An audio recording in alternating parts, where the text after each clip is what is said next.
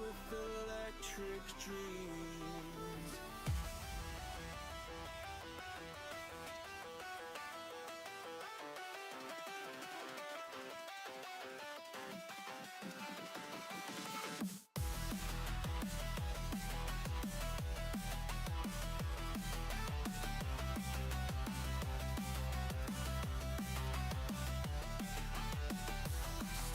Circuits built to last, engines roaring, tearing past, neon highways burning bright, chasing ghosts through endless night. Cyber echoes call our name, lenses sparking through the frame.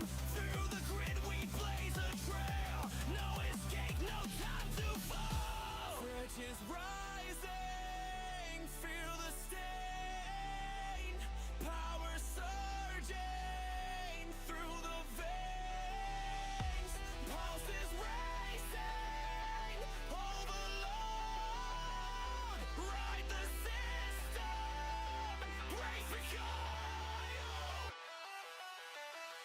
Feel the surge, the currents flow, rushing fast, no time to slow, no turning back, no shutting down. We own the streets, we run the town. I've walked 1,000 grids before. Digital thunder, flashing screens, drenched in ultraviolet beams. I am the glitch in your design, breaking through the borderline. Pulses raising, feel the strain, power surging through the veins.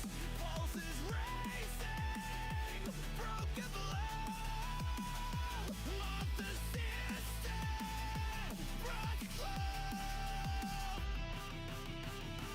Feel the surge, the currents flow, rushing fast, no time to slow, no turning back, no shutting down. We own the streets, we run the town.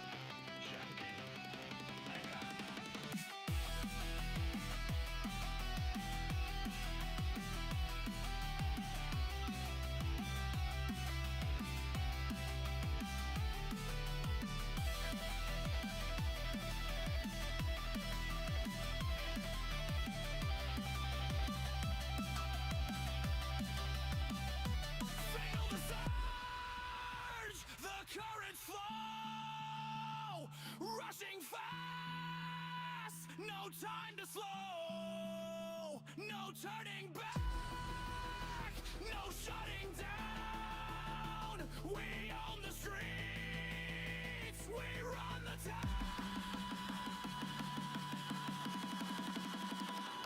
Feel the surge, the currents flow, rushing fast, no time to slow, no turning back, no shutting down. We own the streets, we run the town. Run the town.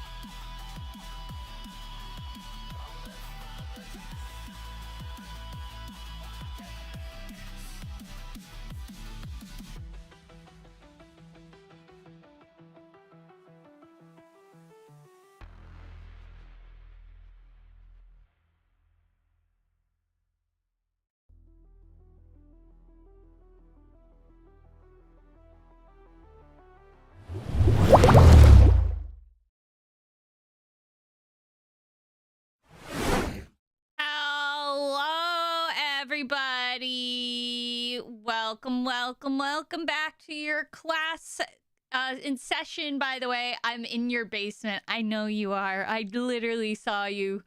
But welcome in, everybody.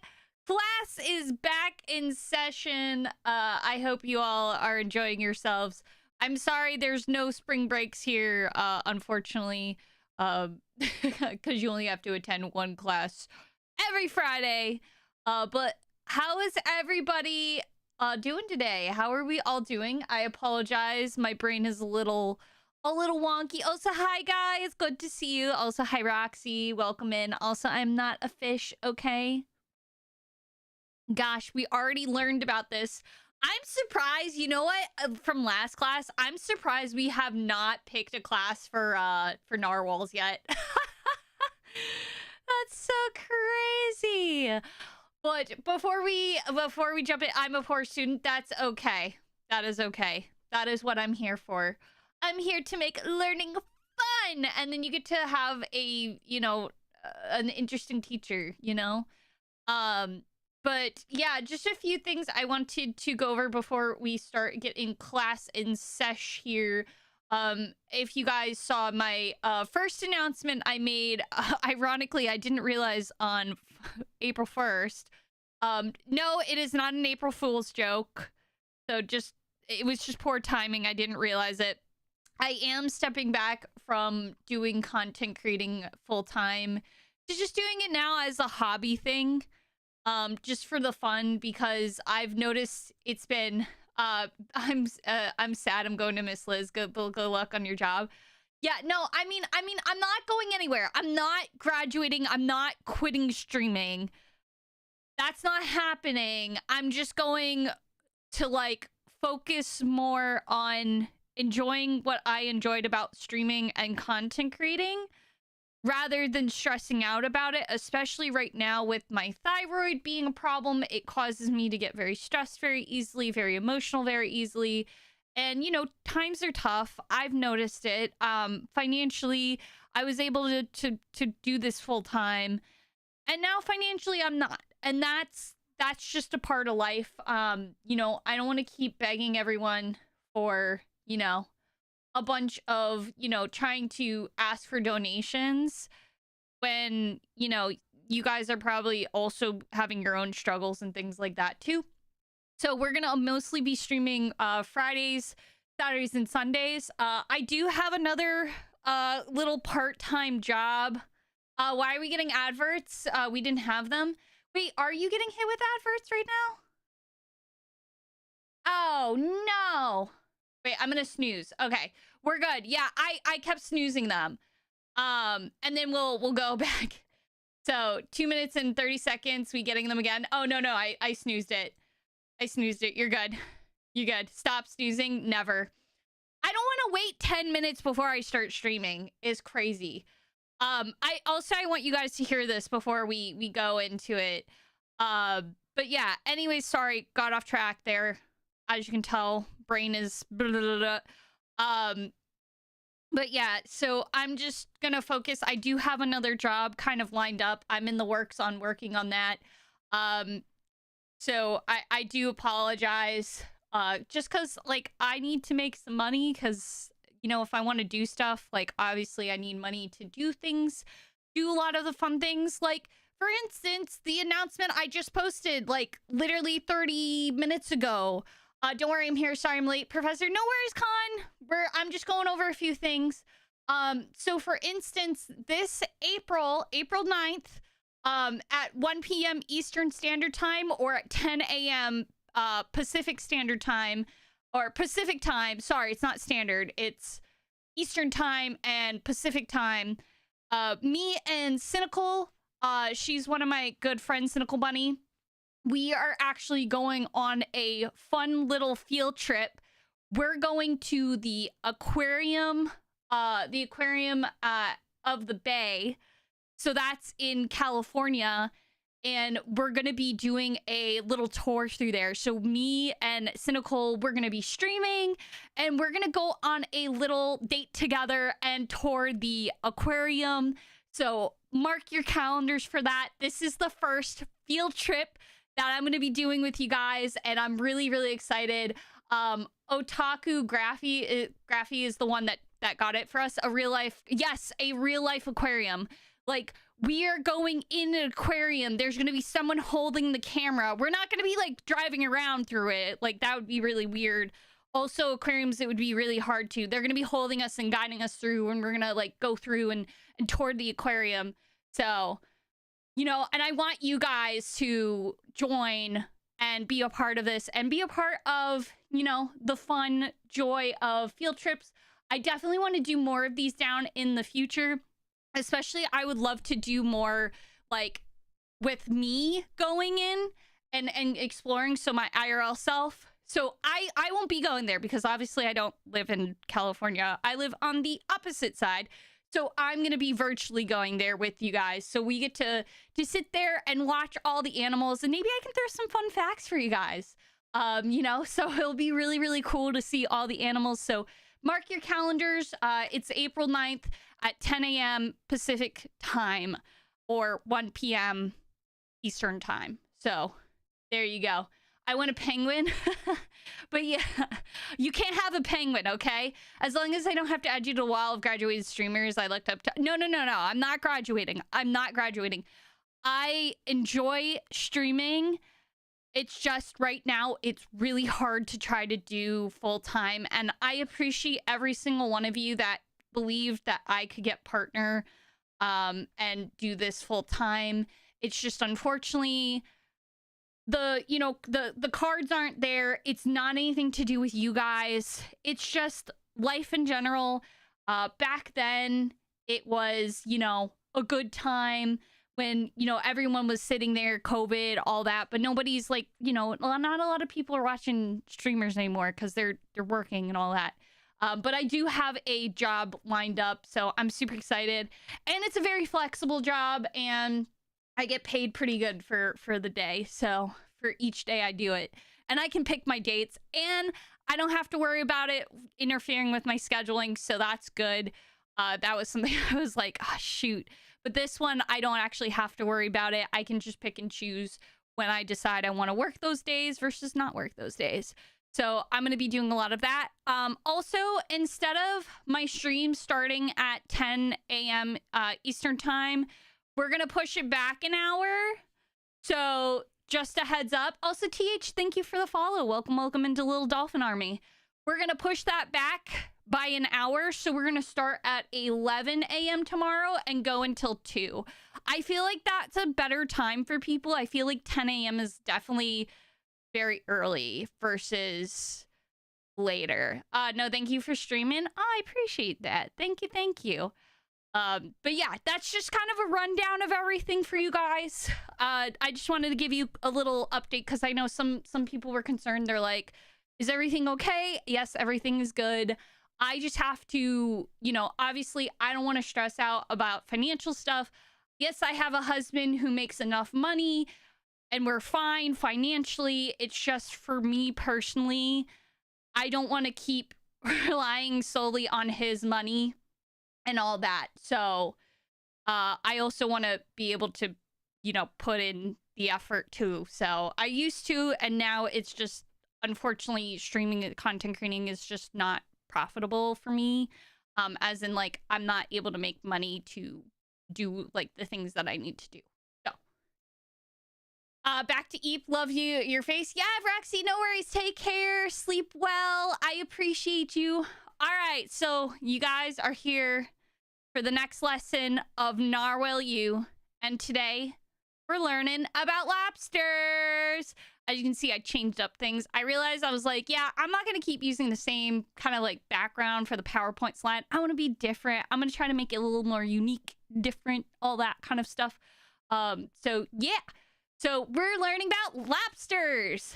So before we get into the nitty gritty of lobsters, you know, lobsters come from what are known as invertebrates, right? So they are part of the category of vertebrates, which is very, very important. Wait, as you're wearing blue, will we learn about the fabled blue lobsters? Yes, you will. Yes, you will. So invertebrates are animals without obviously a vertebral column, aka in layman's terms, backbone. So these are animals that don't have a backbone, they don't have a spine, and they make up about actually 97% of all animal species found in every habitat on Earth. So invertebrates are very, very invasive, very wide. There's a ton of them. And there's kind of 5 major groups that make up invertebrates. So there's, you know, the mollusk, crustaceans, ectoderms, cnidarians, and plankton. Mollusk are, you know, clams, mussels, things like that. Crustaceans are crabs, lobsters. Ectoderms are like starfish, great example. Cnidarians are jellyfish, and then plankton is plankton. So that's kind of just to explain what the terminology means for those. So those are kind of the 5 major groups. We're focusing today on the crustaceans because that's where lobsters are a part of. As you can see here, we have all different kinds of crabs. There's hermit crabs, barnacles, shrimp, different types of shrimp and crabbies, all sorts of things. So they're the armored arthropods. So crustaceans. So there you guys go. And then we have a 3-minute ad break about to start. Before we jump into what a lobster is about, sorry the ads are about to hit. I do apologize for that. It's unfortunate that Twitch likes to hit us with them things. Crab or lobster? Crab or lobster? Yeah, so crustaceans make up crabs and lobsters. Did I say or? Sorry, and. It makes up all of these guys. So they're all part of the crustacean. Ad? Yeah. Alrighty, so now that we're being hit with the ads, I will be right back. All right, you guys? So we'll be back in 3 minutes. Sorry to my YouTube viewers. Unfortunately, you know, Twitch likes to hit us with those ad breaks right away. So I'll see you back in 3 minutes, all right? Go get water, snack, potty break, do whatever you need to do.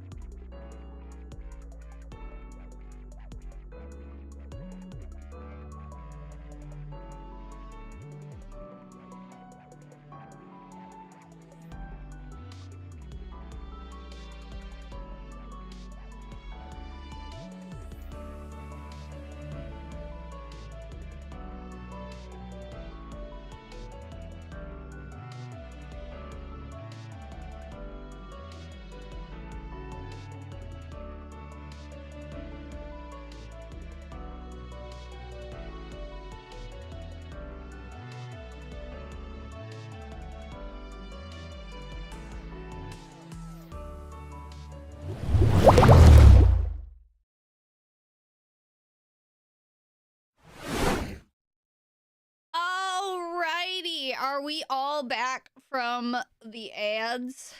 Are we all good? Are we all ready to continue learning about the wonderful world of lobsters? All right, good. All right, so now we're going to continue on. So now that you've learned about invertebrates to crustaceans, Now we're going to talk more about like crustaceans and kind of a little bit more about them. What the heck did I join, Liz? Hi, Hoshi. I'm teaching. So today is every Friday at 5 p.m. I teach about a particular marine animal that class decides to choose, and then I teach them all about, you know, the wonderful world of the ocean and the critters that live there. So today we're learning about lobsters. So we're going through that right now. So here's kind of, you know, some examples. You know, what is a crustacean? As you saw, the different kinds. But they are known as arthropods, and that just means they have a hard exoskeleton, and it's made out of chitin, which is really cool. Not only that, they have jointed legs. It's also a segmented body, divided into the cephalothorax and the abdomen. And then they have 2 pairs of antennae for sensory input and specialized appendages like claws for feeding or defense. So that's kind of like what makes a crustacean a crustacean. So you can see here, claws for defense and feeding in crabs and lobsters. The exoskeleton, hardened shell for protection, and antennae, sensory organs for navigation. And then here's some examples of scientific names of different kinds of species. You can learn about it. I'm not gonna, I can't pronounce it, so. I'm extremely scared of crabs, and I get the ick anytime I see them. No, we're learning about lobsters. So listen, lobsters are cool. All right, we got Larry the lobster. Okay, are we going to the Krusty Krab? Yeah, pizza. The pizza for you and me. All right, there you go. It's the same thing. Listen, they're cool. You're gonna learn so many cool facts about them, I promise you. All right, they're really cool. So what are lobsters, right? They're large. I'm sure you've seen them. They can be very big. They're edible. They're yummy. They're delicious. We like to eat them. And they have a hard exoskeleton, 10 legs, and usually 2 very distinct claws out of those 10 legs. And then they have long antennae as well. So you can see here 2 antennae right here. This is their antennas right there. Their claws, 2 big claws, and then you can see 1, 2, 3, 4, 5, 6, 7, 8 legs plus the claws. That's 10 right there. And then you can see this one's kind of partially blue too. So never seen or tasted lobster. Oh, lobsters. Okay, okay, this is gonna be a hot take, all right? I actually prefer crab over lobster. I think lobster's kind of, like, it's good, but I think it's overhyped. Like, crab is really where it's at. I think crab is more tastier than lobster. And that's coming from someone who lived near, like, the area of, like, seafood. Like, I grew up on seafood. So I used to do lobster races too. It was great. I would have Larry and Bob. That's what I would always name my lobsters. And then they would have a lobster race before they died in a horrible, horrible way. By the way, chat, never boil your lobsters. I've learned that. It's awful. Imagine being boiled alive. They actually can, they are so sentient, like enough that they can actually feel themselves being boiled alive. If you're gonna boil them, at least do the most humane thing and actually take the knife. Why not kill them and then boil? Yes, that's exactly what I was gonna say, Oob. If you're gonna boil, don't boil them alive. Right here is where their brain is, so right between the eyes. You just take a knife and you just go right through, and that will instantly kill them, and they won't feel anything. That's the most humane way to take them out. So, also you can put them to sleep too. What do I do if they boil themselves? I mean, if they choose to boil themselves, then hey, listen, that's on them, not you. So, but like, you know, be kind to a lobster, okay? Like, they don't deserve that. All right, let's be respectful.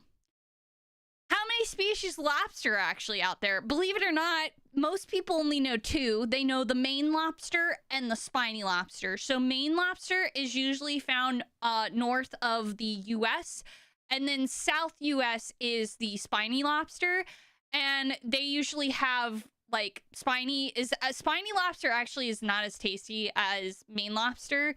Maine lobster is actually very sweet in flavor and is very high quality in their meat. So lobster friend, not food until they aren't. Yes, exactly. And they're usually sold as hard or soft shell. So hard or soft shell, there is like a difference between them. Hard shell is actually where you're gonna get more meat out of the lobster. Soft shell is like right after they molted. They're very soft, and they're actually gonna be a lot less like, there's gonna be a lot less meat in them. It is a lot sweeter and easier to break, but you're not getting your bang out of your buck with soft shell. But it really depends on your preference of lobster. Then up next, we have the spiny lobster. So these are where you can find them actually in California too, on the West Coast, but they're in the South area. They're usually going to be found in more warmer water. And they actually are going to lack the large claws. And their tail is usually what people eat because their claws have, it's whatever. It's been known to be more nutty, I guess, is what they've said. So I mean, I guess I haven't noticed that, but I can see it. And then a lot of people don't know about these other 4 lobsters. So there's the Canadian lobster. So it's very similar to the Maine lobster. They're found in colder waters, and they are usually have very harder shells and denser meat. And there's a different coloration. I'll show you that later here in the next slide. There's the European lobster. So Europe has their own kind of lobster. So they actually have a very dark blue shell that turns red when it's cooked. And it has a very firm, like their meat is very firm. And it's got a very, I guess, like they describe it as a strong and delicate flavor. So I guess I've never had European lobster. So I am curious to see the difference between the Maine lobster versus the European lobster. They look very similar, but they're very different. And then there's the South African lobster. They also are a, cold water lobster. And they are usually, I guess they're considered the best tasting among the spiny lobsters. So they're part of the spiny lobster group, but they are like the best one. Which one is best as pet? Good question. Pretty much any of them are. And then the slipper lobster, they actually look like a slipper. So that's why they get the name slipper lobster. I'll show you a photo here in the next slide. And they're usually kind of like very flat, and they're very tiny compared to a normal lobster. And you'll find them in warm, like, parts of the ocean. So they're found, like, in Florida. So Florida has them, most warm water, Caribbean, all that. So they're really, really cool looking if you've ever seen one. So here's kind of, all the different kinds. We do have some different varieties, too. So you can see here the American lobster, your typical one. Here's a red lobster, which is, a cooked lobster, I think. The European, you can see it's got like a very dark blue color versus the American lobster, which has kind of this like, it's like a black and orange. The European lobster is a very dark blue. Here's the Caribbean spiny lobster. And then there's like a Western Australian lobster. There's a ton of lobsters. Here's the slipper lobster, as I mentioned. Like people will see it as like a slipper, I guess. There's the tropical mud lobster, Maine lobster, Southern rock, Norway lobster, mud lobster. There's like different kinds. I think red is the most common in the UK. I could be wrong. Yeah, red lobster is also, it's very red. The mud lobster, I think the mud lobster actually inspires a lot of video games. Like a lot of video games get them. Also just like your typical like Maine lobster too, that kind of thing. So they have like different colorations and patterns. So you can see this is a spiny lobster. This is a spiny. I think these are not spinies.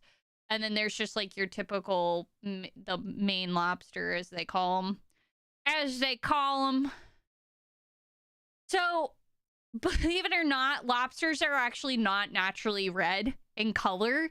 And we'll go into more as to why. A lot of people think they are naturally red. As you can see, no, they're not. They come in different colors. They can be blue, which is a really rare color. It's the rarest kind of lobster.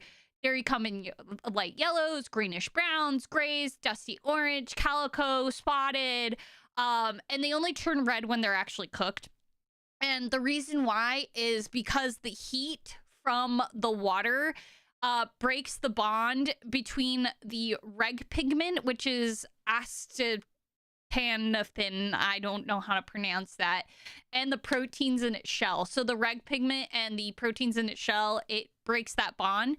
And in conclusion, lobsters can come in obviously many colors, but turn red when they're exposed to heat. So the heat actually is what makes them turn this bright red color. So they're not naturally a red color. So there you go. Size of lobsters, right? So we have the American lobster.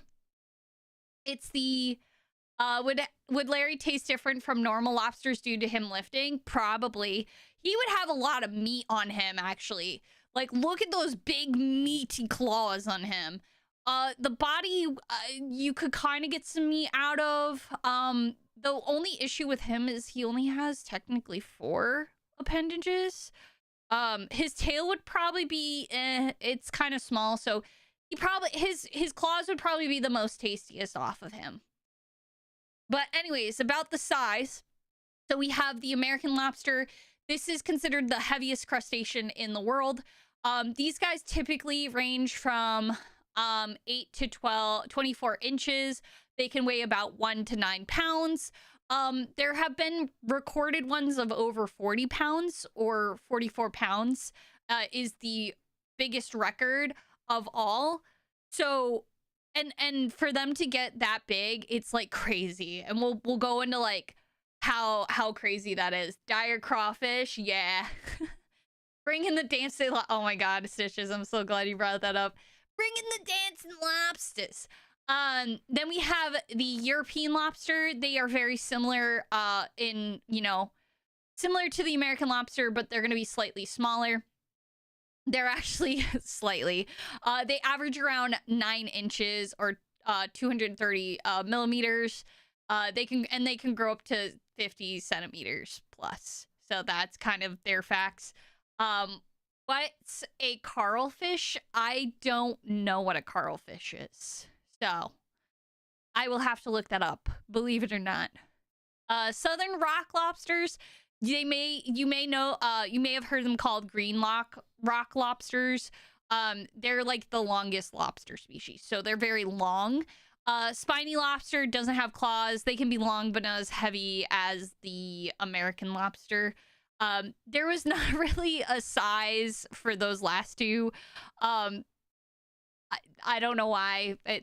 You know, that people don't, you know, it's whatever. But they in conclusion, lobsters vary widely in size, but the American lobster is the largest and the heaviest. That's all you need to know. I tried to make it a little simpler this time and just write very quick PowerPoint like blurbs for you guys. So where do lobsters live? So the American lobster, they live in the Atlantic coast of North America, and they are found in Newfoundland down to North Carolina, but they're very abundant in the Gulf of Maine, which is why they're called, you know, the Maine lobster. Yeah, what's the smallest? Oh, the smallest? I didn't even look that up. I should have. I didn't even think about that when I was doing this. Hold on, I can figure that out for you real fast. Hold on, I can figure it out. The smallest lobster species. The pygmy locust lobster is a type of slipper lobster that typical. Oh, I should have said the slipper lobster. Duh, I mentioned that before. Yeah, so the smallest species, like specifically, is the pygmy locust lobster. It's a type of slipper lobster. And they're saying here that it typically measures less than 40 millimeters or 1.6 inches in total length, with a maximum of 55 millimeters or 2.2 inches. So, and they're found in the Mediterranean Sea and the eastern Atlantic Ocean. So the slipper lobster in general is the smallest. I think lobsters live in water. Yes, they do live in water. Some of them live in a grocery store or a restaurant. Oh, dude, I hate how grocery stores and restaurants like put the lobsters. Those poor lobsters. I think they put them in fresh water, which is actually really bad.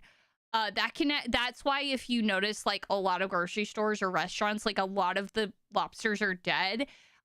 They pretty much, or why they look so weak and all that is because they're crowded. They're in water that they can't like live in. And it's like they're slowly dying. So that's why a lot of them, ours are all frozen here because I'm in Indiana. Oh yeah, that makes sense. Yeah, no, it's awful like how we treat lobsters. So yeah.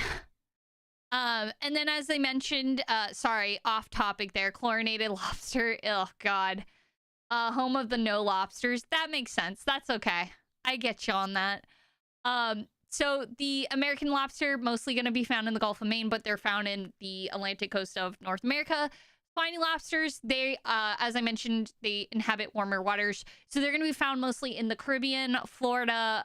They're also found in the Mediterranean, coral reefs, and rocky crevices. That's where you're going to find them. They like to hide and, you know, all that. Oh my God, Cat, you scared me so much. What do you want? You've just been fed. Sorry. Yav's cat came up here and spooked me. And then kind of just like their depth and environment, because I was like, I'm not gonna like put like their whole habitat, because they're benthic. Benthic means they're bottom dwelling creatures. They're on the floor. So that's like what the meaning of benthic. If you ever hear the word benthic, it means they live on the seafloor. And they obviously are gonna like cold and rocky areas. So they're gonna find anywhere where they can hide, you know? So rocky areas, seagrass beds, open muddy areas, some because they can hide in mud. And then of course moving to deeper, warmer waters seasonally. That's for mating purposes and all that stuff. So they're kind of just like, you know, you can find them pretty much anywhere. If there's like a hole or something, they're probably gonna be in there. Did you say what they eat yet? No, I have not. Crap, I'm late for class. Hi Shadow, welcome in. That's okay. That's okay. I'm totally not going to test you. As you can see here, there's the Maine versus the spiny. So you can see the spiny likes warmer. Maine likes colder. They have a smoother shell. Obviously, the spiny sea lobster got their name because they are what, chat? Their shell is... I know you know it. I know you know it, chat. All right, come on. Someone... Why do you think the spiny lobster is called the spiny lobster? What texture shell do you think they have? Made of plastic? I mean, you're half right, okay? Like, yeah. I mean, technically it's made of chitin, but also plastic. Because, you know, we're great for that. Thanks, I was helping getting things prepped for your season tonight, but also house renovation. No, you're good. Don't worry about it. Lobster shell. Why do you think the spiny lobster, like, what is the texture on their shell? What is it? It's right here, chat. It literally says it right here. Like, I know you... Really smooth. That's the Maine lobster. That's the Maine lobster. I know you have this, chat. The answer is right here. It's even pointing it for you. Oh, God. Oh, God. Oh, God. You're not just your average day stupid. You're... advanced stupid. As quote from SpongeBob, fish, oh my God, if the Maine lobster is the spiny lobster, the secondary lobster, if it's written and the arrows, we cannot read it. Well, Serpent Cat, why do you think it's called the spiny lobster? What do you think its shell is? Its shell texture would be blank lobster. It's in the name of the lobster. It's got a spiny shell, guys. It's got a spiny shell. Itchy. Oh my God. It's spiny, guys. It's spiny. And also, the great thing they have is they use their claws to create burrows. So that's why they can go in open, muddy places, because they can just dig a hole. It's spiny, yeah. And of course, you know, under rocks, dark places, that stuff. Is the Maine lobster shell maney? Yeah, it's maney, all right. I love this image. Dwayne the Rock Lobster, guys. Yeah. um, dude, if I were to see this in the ocean, I would shit my pants. Okay, I'm just saying. I would scream. Um, how far do lobsters travel? So a lot of lobsters, they'll usually stay in their area. They won't travel more than a mile. They'll kind of just hang out. And that's more of the inshore lobsters. So they have their little niche there. But deep water lobsters actually migrate seasonally. So they will move closer to the shore in the summertime and then return to the deeper waters in autumn. And this is for mating purposes. So to find a mate. And the record distance traveled was up to 225 miles. That's further than I like to travel. I know, right? And so how they figured this out, that this particular lobster that did the 225 miles, it actually went from the continental shelf to Port Jefferson in New York. So, you know, but you know, the biggest thing is, in conclusion, most lobsters stay local, but some can travel long distances. So there you have it. And now you have this cursed image in your head of Dwayne the Rock Lobster. Okay. How big are their suitcases? Very big. Have you seen Larry the Lobster? He got muscles, man. Now we are on the topic of what do lobsters eat, right? Because you're probably wondering, what do lobsters eat? They're omnivorous bottom feeders, so they're gonna get whatever they can. Their primary source of food and their particular favorite thing to eat is obviously a fresh live prey.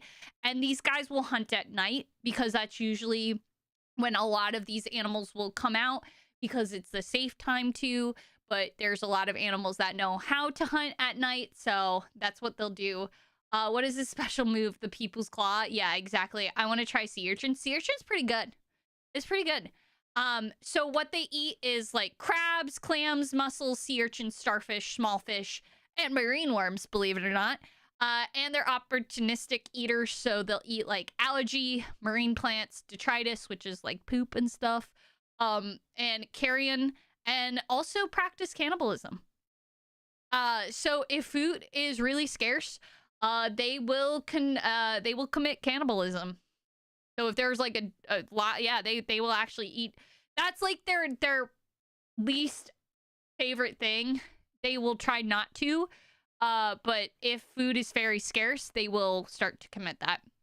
So here's their top 8 foods. They obviously, number 1 is shrimp. Their second favorite is worms. Then it's sea urchins. Then it's carrion meat, which is just dead animals. Algae, plant life, mollusks, crustaceans, and then fish. So these are like their top 8 favorite out of that group, which is here. So obviously cannibalism. How does cannibalism work? Do they go to Red Lobster? Yes, they go to the Red Lobster and order lobster there. It's literally what you think. Like, they will just battle it out, kill a lobster, and then start eating it. It's pretty gruesome. So when do lobsters mate?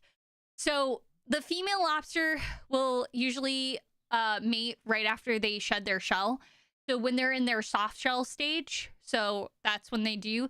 And a really interesting fact, I didn't know about this, but actually the female can store sperm for up to 2 years. That's crazy. And the female can choose when she wants to fertilize her eggs. And it's usually, she has about 3,000 to 75,000 eggs on her. So underneath the tail, so if you've ever had lobster, so she doesn't swallow. Yeah, she doesn't swallow. So if you've ever looked under them, it will be like this bright orange color. And those are like, it's like a clutch. It's like crazy. If you've ever looked under the tail, it's going to be under this little tail here. right where her gills are, right underneath where her gills. So she has gills right under here, and underneath there, there's a thousands and thousands of eggs, and it's like these clutches. And the fact that she can just choose when she wants to like fertilize her eggs is great, or spit. Yeah, she doesn't swallow or spit. She holds it in. And by law, so if a female, if you do get a lobster that you're eating that does have eggs, that's not supposed to happen. It's actually pretty illegal right now because by law, egg carrying female lobsters have to be returned to the water because lobsters will go into why, but they're on a very bad decline because of us. Yay. So that's why if a female gets caught and she has a clutch of eggs, they have to throw it back. And there's actually a good reason why. So as you can see, lobsters mating depends on the female molting cycle. So that's like a big thing. And then right here it says, "Babe, I told you I was shellfish in bed." So there you guys go. And as we mentioned, do lobsters lay eggs? Yes, they lay eggs, right? So they're very, very tiny. Very, very tiny. They're the size of a pinhead, so 1/16 of an inch. A 1 pound female can carry about 8,000 eggs, while a 9 pound female can carry over 100,000. That was insane when I found that out. I was like, whoa, what? It's like an 8 pound difference. But 9 pounds is a big lobster. Like, that's a big lobster. And the eggs are carried inside the female for 11 to 12 months, and then they're attached under her tail for another 9 to 12 months. That I didn't know, that they actually can carry the eggs in them for 9 to 12 months, and then they attach them under her tail for another 9 to 12 months. So that's a really long, like, gestational period for these eggs. But it also makes sense because she can just hold them when she feels like she's ready to, she can just put them on her tail. And then after hatching, the larvae float near the surface for about 4 to 6 weeks. And because of that, because they're very defenseless and tiny, if you've ever looked under a microscope of water, there's a ton of little tiny organisms. It's crazy. Like you look at the little microorganisms, it's a whole battlefield out there. And because of that, a lot of these babies get eaten up by either little micro prey, by whales, by like whatever decides to want to eat plankton or microorganisms and stuff. So because of that, they say the survivability rate is 2 out of every 50,000 eggs will reach to its full size. And then, of course, when they're young and they're little babies, they can also get eaten up. Even if they get big enough, before they hit that 1 pound mark, they can still get very much eaten by a lot of things, too. So 2 out of 50,000 eggs make it to full size. That's really, really small. That is a really, really small amount of eggs that survive. And because of that, it really sucks. So that's like a 1% survivability rate. And it takes them, so they're at the surface for 25 days. And in 25 days, only 1% survive and will make it to the ocean floor, right? And then, so the first year of their life, they're going to be growing like, this is like think of a child, right? Like a toddler. They start to grow and it's like crazy. It's like 1 week they're like a size 8 kids, and then next week they're like a size 10. They just go through these growth spurts. So they're shedding their shell about 10 times in 1 year, which is insane. That's a lot of molting to do. And then unfortunately, another thing, nearshore lobsters have a 90% of being caught and eaten because that's where most people catch their lobsters, is off the shore. So because of this, it's very, very rare to find a very old lobster because of the dangers of, just nature itself, and then of course fishing, right? So this girl here is like, thank you for changing my life. And this guy's like, I'm literally just a crawfish. You know, changed her life. So yeah, it's really hard to find a really old lobster. Like that's why a lot of lobsters, when they catch like a 10-pound lobster or anything really big, a lot of good fishermen have respect for that lobster, and they'll actually throw it back into the ocean because they're like, they made it in life.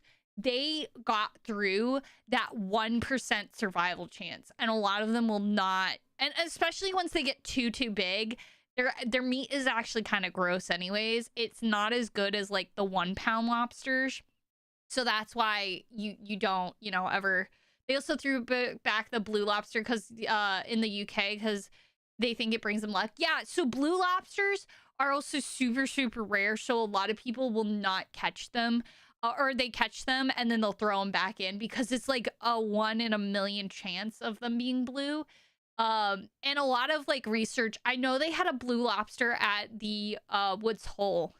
I got to see it one time. It was really cool, but it's like a very rare chance for them to turn blue.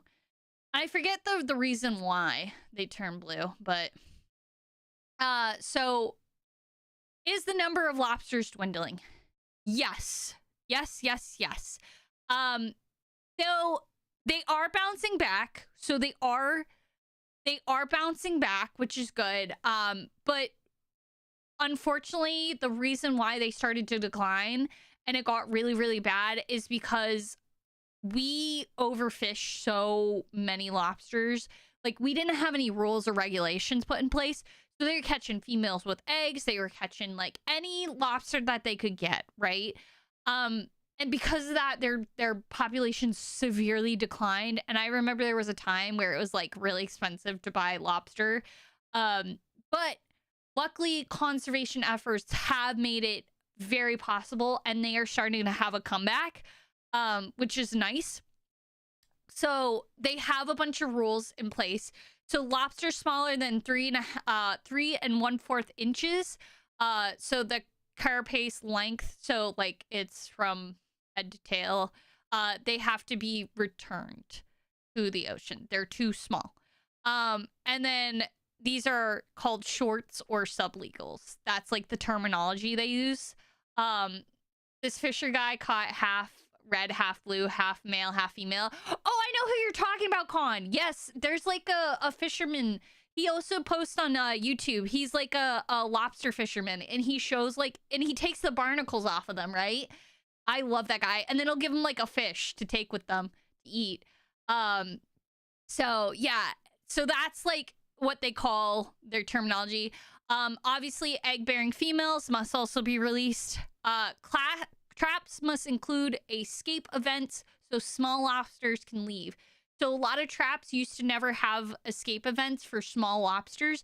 Now they have that. So if a small lobster gets caught in one, they can get out of it, which is nice. So that way they don't have to like get this lobster that they didn't mean to catch and then, throw it back out.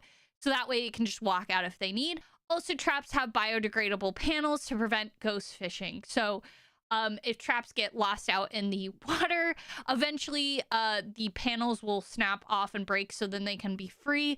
So that way they're not trapped in there and then starve to death, because that did happen a lot. And because of this, it actually has helped, because also we've learned the survival rate of a lobster is very late, like very small. And because of that, that's why, that's why they had to put these rules in place, because we're like, whoa, we're fishing way more than what these guys can handle. So that's why we have all these rules. And because of this, it's helped so much, and the lobsters are starting to bounce back. They are it's kind of up and down. It's not because of the conservation efforts. It's because of the environment too, like climate change that's going on. That is affecting them as well. So there are other things that are kind of affecting them, but they're not like declining as fast as they used to. So now we're on the fun fact side. Woo! Are you guys ready to learn some fun lobster facts? Also, I thought this was really cool. A Jeep Wrangler is less aerodynamic than a lobster. Just food for thought, you know? um, so our first fun fact is, what is the color of a lobster's blood, right? Than anything, yes. They seem noticeable differences, yes. So actually, a fun fact, lobster's blood is actually a colorless, but when it's exposed to the oxygen, it turns into a bluish color. So, and this is because of their blood. So a lot of like horseshoe crabs and a few others, like I know horseshoe crabs in particular, their blood is like copper based. Versus our blood, which is iron based, which turns it red when it's exposed to oxygen. It's blue for them, so that was really cool. And then of course the rare blue lobster, 1 in a million. It's literally like shiny hunting. It's literally okay. Blue lobsters are literally like Pokemon shiny hunting. But the odds are insane. 1 in a million. 1 in a million. Imagine a Pokemon that had a shiny rate of 1 in a million, guys. That is insane. That is insane. But yeah, they sometimes can have a genetic that turns them this all blue. I don't know if they've ever figured out why. They probably have at this point. I know back then when I learned, they weren't sure why. But it literally is the shiny of lobsters. So if you ever catch one, you have caught in, yeah, the all blue, the one piece. Yes, exactly. So they're super, super, super rare. Very, very cool if you've ever seen one. But yeah, 1 in a million chance of that happening. And then, why don't we ever see molted lobster shells, right? So a lot of the times when a lobster molts, you may not see their shell. It depends on, like, obviously if they die, then yeah, you're gonna see it. But a lot of times you won't see it. So there's a mutation that makes some chemical or enzyme. Yeah, it's like some sort of chemical in their body. Do they taste better than normal lobsters? Nobody eats them. They're that respected. But what happens? So are purple lobsters possible? No one's ever seen a purple lobster, so I wouldn't know off the top of my head. But what happens after lobsters molt, because it's made of chitin, they're gonna actually eat their old shells because it has a lot of calcium, and they're gonna need that calcium to harden their new shell, so they're gonna eat that shell. And it actually takes about, they're usually like, when they molt, like you will not see them for a long time. And also before they molt and after they molt, they usually won't eat too. Like they go completely like you know when they're about to molt, because like I used to have these lobsters at my old job, and I'll actually tell you this cool fact because I forgot to put it in the PowerPoint. I don't know why I didn't. But we were trying to feed them, and you like, they would always grab their food all the time. They were readily, but you knew they were about to molt because they would stop being like, they would not grab the food, and that's when you knew. And they'll hide, and they hide for about like 14 to 30 days. And it takes that long for their shell to fully harden, which is crazy. So yeah, they recycle their old shell, which is really cool. So the fact I was talking about the lobsters I worked with, fun fact, lobsters actually can't get cancer. Yeah, lobsters can't get cancer, you guys. So how they figure this out is the lobsters I used to work with, these ones were lobsters that couldn't get released. And because of that, because the reason why they couldn't get released is because they injected carcinogens into them, and those carcinogens just sit in their body and just do nothing. Like, it doesn't do anything. The lobsters are perfectly fine. They're perfectly healthy. Like, we had I know he's still there. His name's Jeffrey the lobster. And he's about, I believe he's about like 8 or 9 pounds at this point. He's a big boy. Jeffrey is cute. But yeah, no, he can't get cancer. So they're trying to figure out why lobsters can't get cancer, because then we could use this for cancer research. Do you think bone-in or boneless lobsters taste better? Lobsters don't have a backbone, so they're always boneless. I hate to break it to you. But yeah, so we're trying to learn like why lobsters can't get cancer. If we can learn that what's causing it, dude, big discovery. How many times must a lobster molt before its market size? So for them to be considered market size, lobsters have to molt 20 to 30 times before reaching a 1 pound market size. They molt 20 to 30 times. And molting is essential for growth because lobsters can't, because their molt, like their shell is hard, they can't get bigger. They're like tucked in, and they're, you know how like you have, the best way to describe this is, have you ever had that moment where like you're wearing your pants? I just recently I'm having this right now, this issue because of my thyroid, where your pants, like, they start to feel a little bit too tight, and you're like, ooh, these are starting to feel kind of tight. Yikes. That's kind of what a lobster's feeling. So obviously the lobster's like, well, I need to go up a size. So that's why they molt, is to, they'll break out of that shell, they'll kind of wiggle out, and then they're really soft for a while. But then the water, the cold water around them allows them to expand into that bigger size. And that's how they get like bigger, which is really, really cool. So that is a fun fact. Also, hi Var, hi Uni. 20 to 30, yeah. 20 to 30 times before they reach 1 pound market size. Isn't that crazy? Yeah, it takes, like, they molt a ridiculous ton, and then after they hit like that 1 pound mark, then it's like one molt every year, or like 1 to 2 every year. So it slows down a lot when they get older. How old is a 1 pound lobster? Nobody really knows, but aquarium studies suggest about 5 to 7 years. So when they get to that 1 pound mark, they're saying their estimate age is about 5 to 7 years, is what they're guessing. Okay, that's huge. Oh my god, yeah, they take a long time. That's why I'm saying, like, that's why they're like chilling down on catching lobsters, because they do take a while. And then I thought this cat with the little lobster outfit was so cute. You know, look at him. And then I just love this because I'm like, yeah, this is this is kind of true. It says lobsters do feel pain while being boiled alive. Evidence shows. Aquatic vets who need to do a study to see if an animal felt pain. Research. And of course, there they are, boiling lobster. Oh my god, free him. He will be freed. He will be freed. Do not worry. We do not. Listen. That looks like a calico. So, you know, I think as long as it's female and it looks a little under the 1 pound, you know, I think it's a little too small to eat. So, you know, you're supposed to stab them in the brain before you boil them. Yep.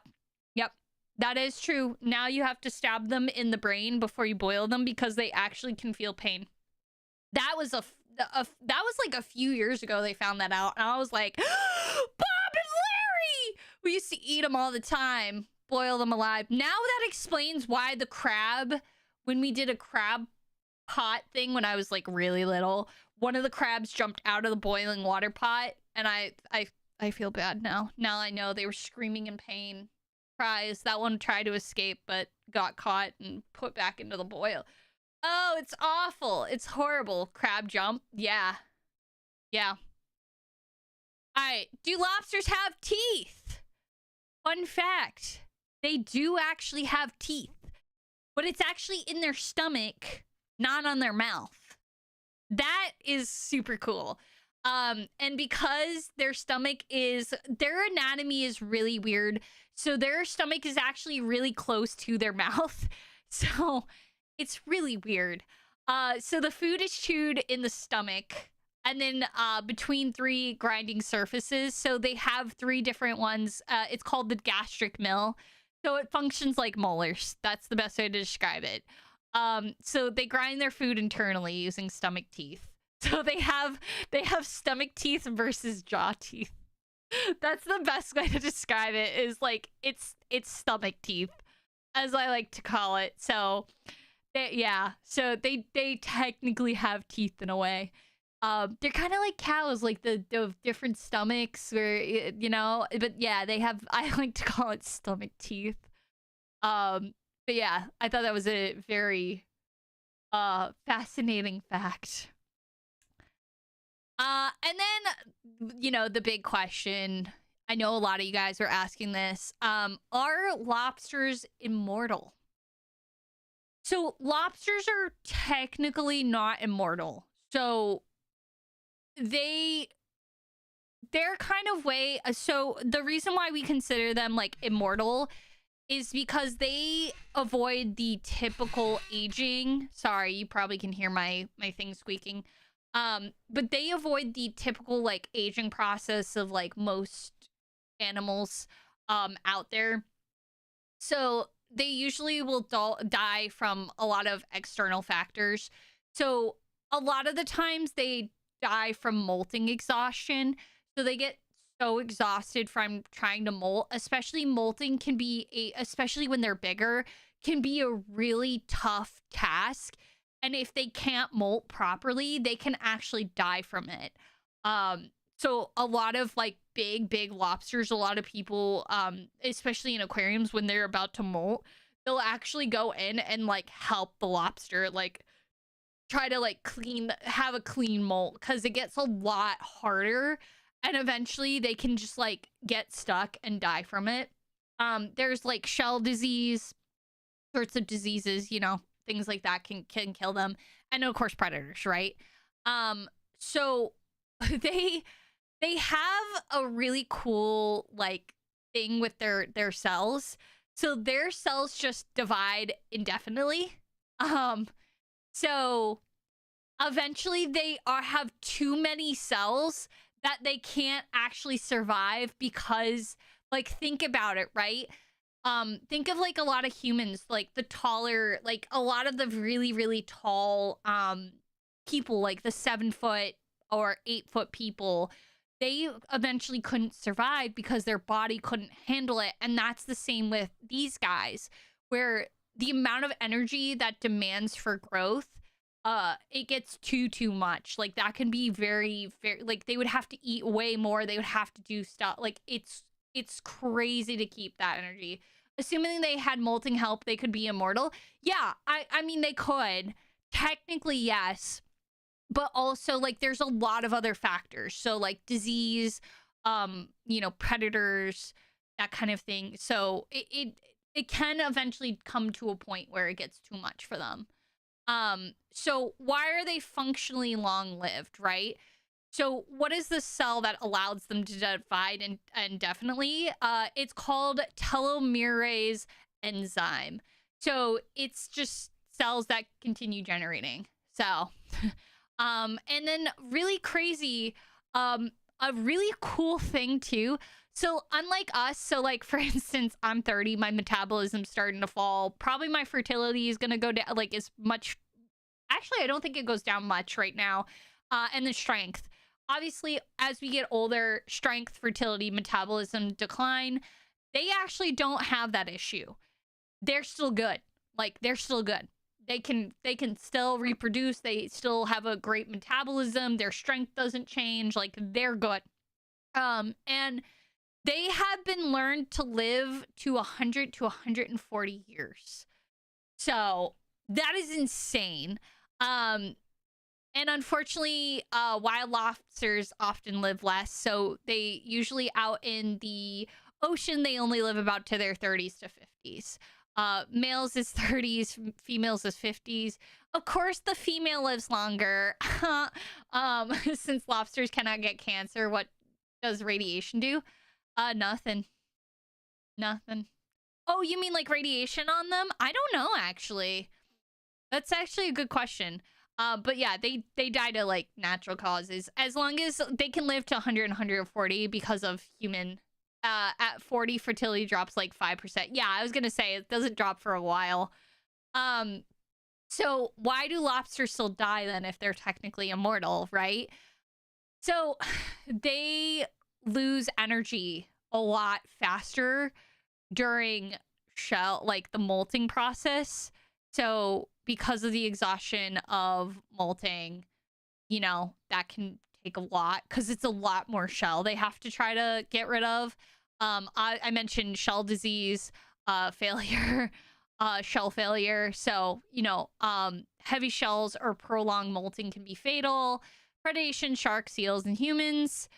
So they are biologically immortal in the sense that they don't age normally, but external factors or extreme exhaustion eventually ends their lives. So they can't technically be immortal because eventually they will become so exhausted that they cannot molt anymore. So that's what kills them. If it isn't, you know, other external factors, even if we were trying to help them. So I don't eat lobsters. No, seals as in SEALS. Not you. So yeah, they technically are immortal, but they're not. So, and infinite grow eventually kills them. Yeah, exactly. Because they get too big, their bodies can't support that anymore. And then my favorite fact that you all know about. How do lobsters communicate? Chat, lobsters communicate by pissing through their eyes. They piss through their eyes. So, technically, they don't actually piss through their eyes. But what happens is, fun fact, so their bladder, this is where the anatomy gets so fucking weird.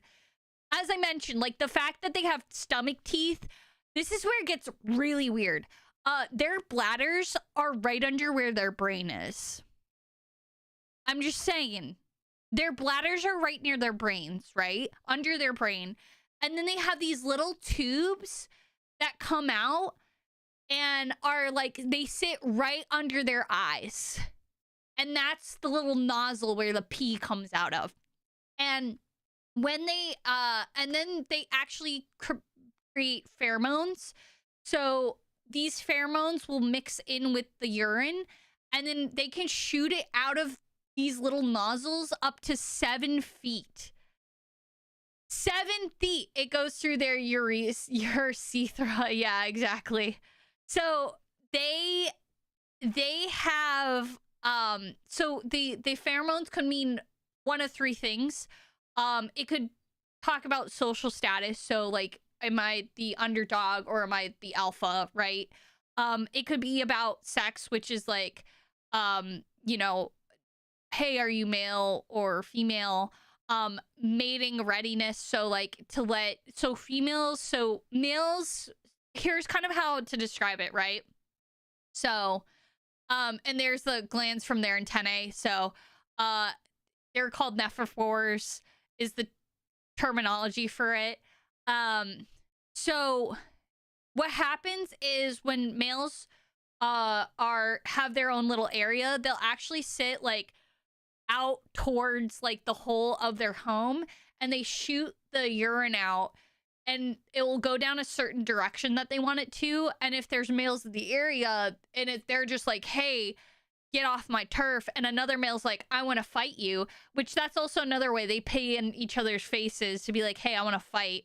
And the males will fight it out, and then whoever wins, that male that wins, they'll be like, yeah, let's go. They'll do their little victory dance. A female will see that they won because they'll get that pheromone from the pee, and then that female will come up to the male and piss in their eyes to be like, hey, I'm ready to mingle. And then that male will calm down and be like, yay or nay. And that's how they mate. So yeah, they communicate by pissing in each other's faces. So and that's how they can like also tell who's who. It's crazy. Yeah, their urine tells a lot of facts about them. But yeah, that's peeing on someone to establish dominance. Exactly. And there you guys go. There you guys go. All right, I'm gonna snooze this one because we don't need the ads. So, chat, there you go. We have learned all the fun. That's how I got my wife. Truly a pissing contest. Yeah, exactly. Exactly. So there you guys go.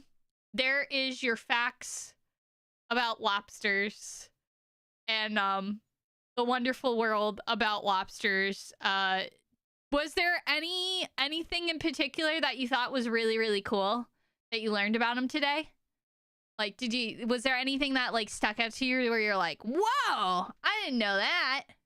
Because I'm sure you guys know about the if you were to install a pressure nozzle on a lobster pee tube so it went out insanely fast, it would destroy shells. Probably. I mean, I wouldn't know. I sure, yeah. Yeah. So, I think I knew about the stomach teeth, but I don't remember if it was a lobster. There's a few things that have that. So, asparagus makes your pee smell. If you feed it to a lobster, would it change their pee? Probably. The stomach teeth, ew, yeah. Talking through pee was unexpected. And the people's claw is a move I gotta see. Yeah, you gotta see him fight. Do the people's claw. We gotta do WWE with lobsters. Yeah, no. I mean, Con, maybe I wouldn't know. Maybe I don't know. I don't know, man. That would be hard to tell. Cause the problem is the water, cause the pee is in the water, so I don't know, you wouldn't be able to smell it, so I don't know what to say about that. It would probably not change their pee much, because you wouldn't be able to smell it anyways. But yeah, so there we are. We learned about our lobsters. Yeah, you know, do you guys remember what their shells are made out of? You guys remember what their shells are made out of? Does anyone remember? I'm quizzing you. Yeah, chitin! Yeah, so if you're wondering what chitin is, it's literally the stuff on our fingernails. Chitin is our fingernails, is a great way to describe it. Carrots? Oh. That would affect their mating and such. Yes, carrots would. Yeah, so they have the same material as our fingernails. Our fingernails are made out of chitin. So, but yeah. So there you guys have it. We learned about lobsters today. So class, bring in the dancing lobsters, as I like to say. Hold on. I gotta do something real quick. Hold on, chat. I actually have something for you. You just reminded me. Hold on. I'm gonna hide this real quick. Cotton. All right, guys. Are you ready? Are you ready? To bring in the dancing lobsters. Oh, you can't even hear it. Oh. That's okay. Bring in the dancing lobsters. Judge Trudy, guys. Ah. Dude. Oh, this is copyrighted music, so good thing. All right. So there you guys go. There you have it. We brought in the dancing lobsters. Okay. Dude, that was the best show, Judge Trudy. And every time they'd be like, bring out the dancing lobsters. So crayfish are related to lobsters? Yes, they are. Yep. Yes. So, alrighty, guys. Now we gotta pick for next week's class session, so you guys can start naming out things.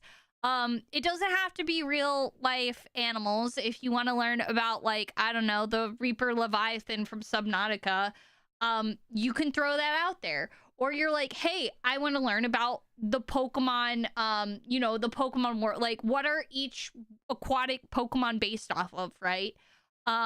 We can do that. We can do, you know, we could do like whatever you want. Leviathans from Subnautica, I think Reaper, yeah, like you can do Leviathans from Subnautica if that's what you want. Like, or or you know, we could do narwhals. I'm just saying, So, do we have leviathans? Mola mola? Oh my god, the mola mola. I love those fish. They're so dumb. They're so dumb. I love them. All right. All right, chat. I need 3 more. So we have leviathan, we have the mola mola. Name another 3 animals you want to learn about. Crabs. Okay, we can learn about crabs. Sunfish. I think we already got the sunfish, right? No, wait. I'm thinking sunfish is different, if I'm correct. Wait, hold on. Yeah, no, sunfish is mola mola. Yeah, so we got that. Okay, so we got leviathan, mola mola, crabs, blobfish, and Nemo. Oh my god, I know so much about Nemo. I know so much about Nemo. We got our 5. All the bass. All the bass. Yeah, I mean, if you guys want to, if you want to be like, I want to learn about crustaceans, like, in general, or I want to learn about, like, jellyfish, like, Nigerians, or anything of that sort, like, we can be very broad, too. Okay, so, I don't know if, mola mola is sunfish. Yes, it is. Oh, my latency is really bad. What the heck? My latency is by like 10 seconds. What the heck? Oh my god. Okay, SpongeBob. Okay, so Sir Big Cat. Do you need me to write it up or do you got it? Or Stitches? I can do that. I got 4 choices. Which one do you have? Sponge. So we have mola mola, leviathans, crabs, blobfish, and Nemo. Those are the 5 I see. The first 5 I see. What was it? Sir Baycott got it. Hi, Astafia. Oh, Astafia.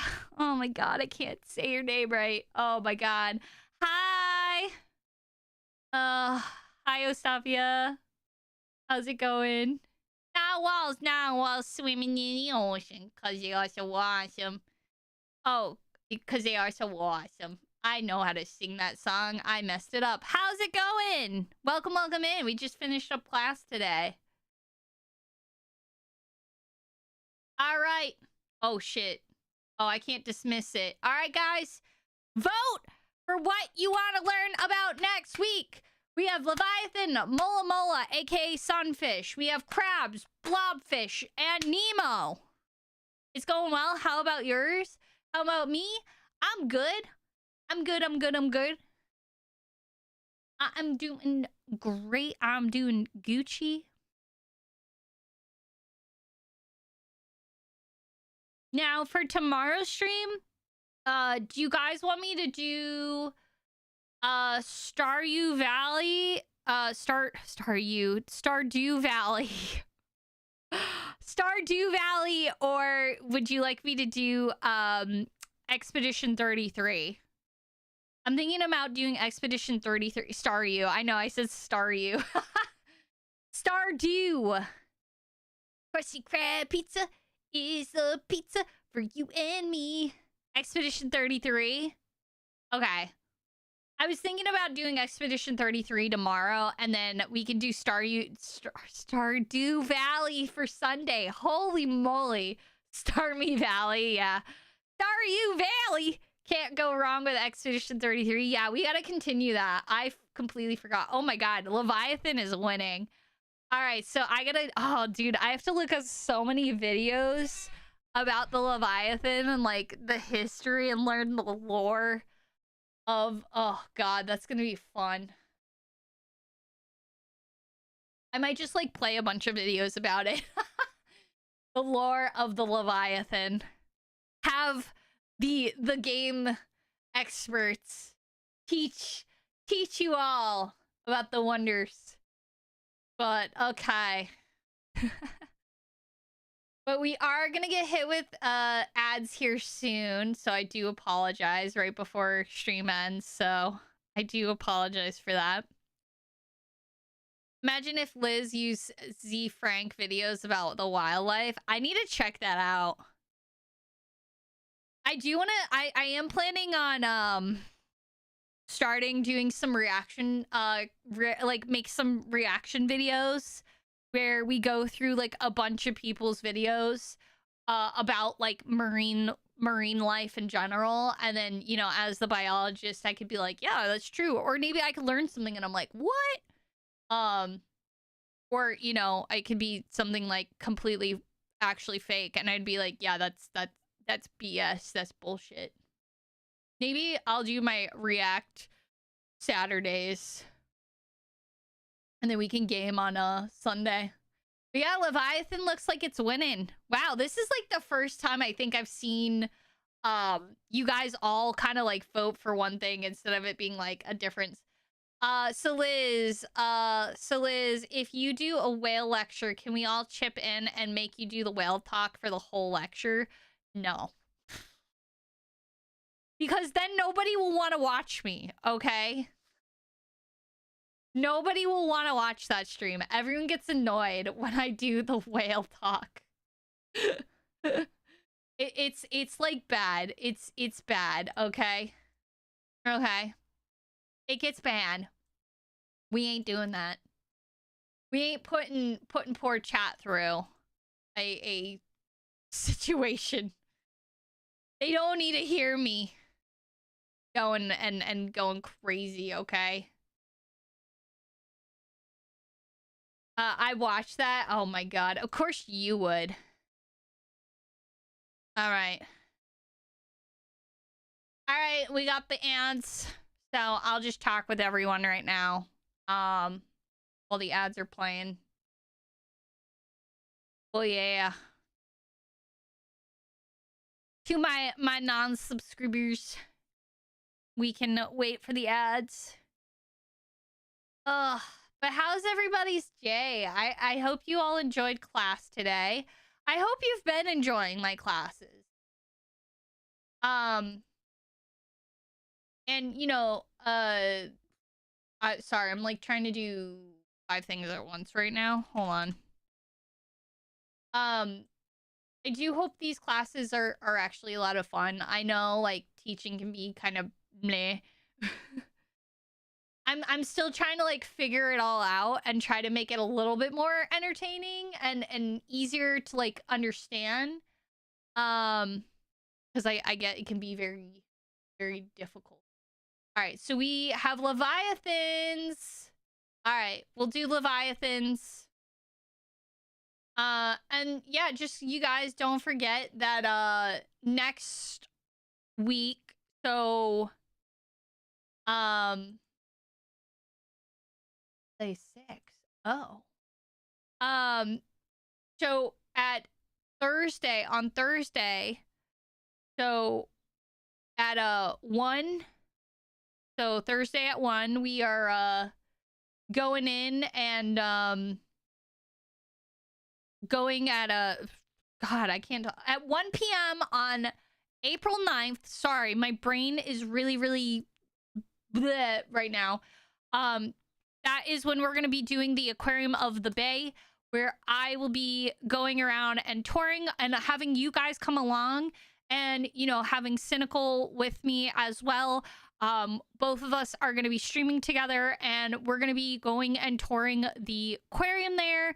So I hope you guys are willing to tag along and join, and maybe I might be able to give you guys some fun facts every now and then of like animals that I do know about, all that kind of stuff. What one? I missed it. Leviathan won. So it won by a landslide. So, but yeah, so we will be doing a aquarium walkthrough, tour, field trip. So this is kind of what I wanted to do, is not only go and teach you guys a bunch of fun stuff, but also take you guys on a tour to aquariums and stuff where, you know, it's a virtual tour for me too, so I'm not going to actually be there. We're having the Otaku Graphy people. They are amazing and wonderful and really easy to work with, and I was invited by Sin to join her for this, which was really a huge honor.